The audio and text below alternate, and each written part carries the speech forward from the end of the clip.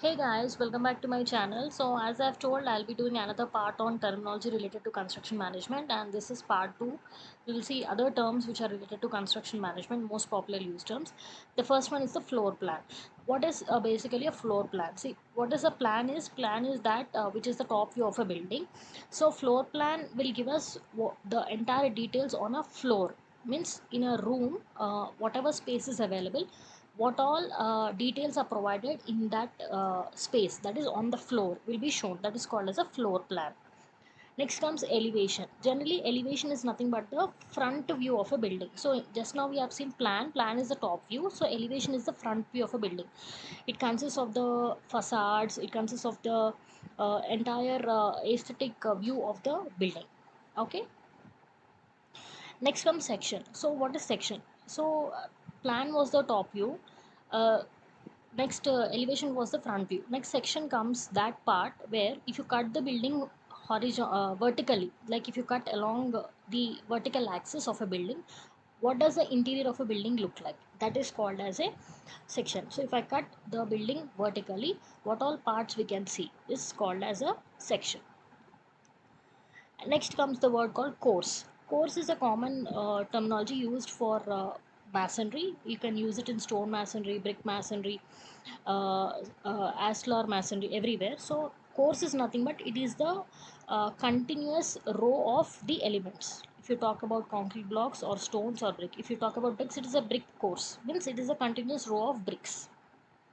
Next comes precast concrete. So this is one of the most widely adopted concrete nowadays. So precast, the word itself says that precasting means the concrete is casted at some other site and it is brought to the place where it has to be fabricated. It is transported from the place of casting to the place of transportation. Means the concrete is not cast at the site. It is captured somewhere else and it is brought for assembly. Next comes specifications. So specifications is a word which generally talks about the details, the complete details of the materials, the complete details of the work, the complete details of the quality of the work, details of the duties, responsibilities, everything that you call it as specification. Next, something called a superstructure. This is a very common word. So superstructure is anything above the foundation. See, basically foundation is called as a substructure. From the ground floor to, I mean, the ground level and above the ground level, everything is called as a superstructure. So that structure which is constructed above the ground level is called as a superstructure. Next comes the word called backfilling. So what is backfilling? Generally, we dig trenches or holes during excavation or during laying foundation. So after the foundation is completed, we have to close back the trenches. So the process of refilling these trenches with soil is called as backfilling.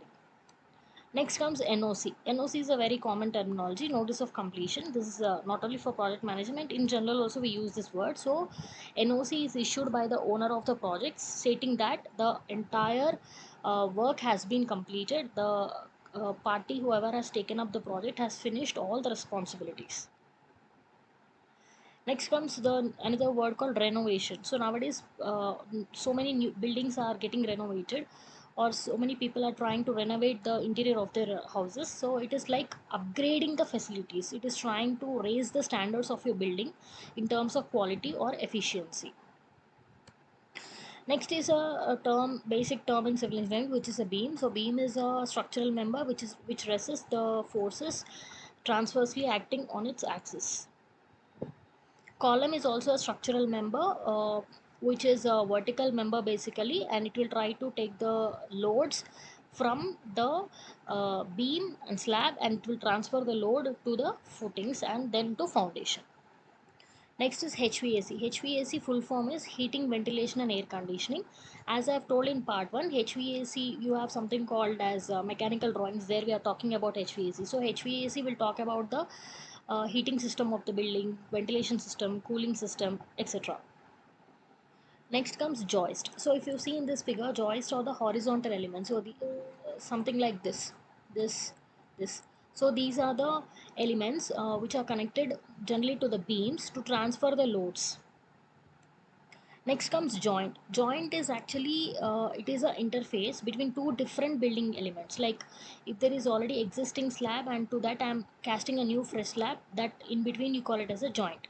This you observe generally in roads, CC roads. You see up to one segment there is a one slab, and after that another slab will come. So in between you have a small joint. So when you are moving, you'll find you get a small jerk. That is a joint. Okay. So when there is no physical connection between two structural elements, we join it with the help of a joint. And next comes AutoCAD software. This is a very pretty famous software. So which stands for computer aided designing and drafting. So earlier days people used to draw the drawings on a paper. So and it was taking more amount of time. But now the software has given us mechanical drafting, and it is becoming easy, and you can store the drawings for more number of time, and it is taking less time to finish the drawings, and changes also can be done very fast.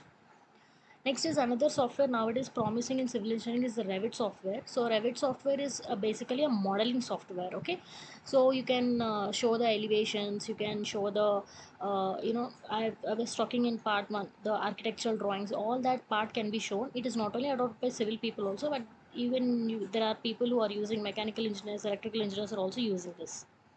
Next is another software in civil engineering, which is SketchUp. So SketchUp will talk about the complete 3D modeling.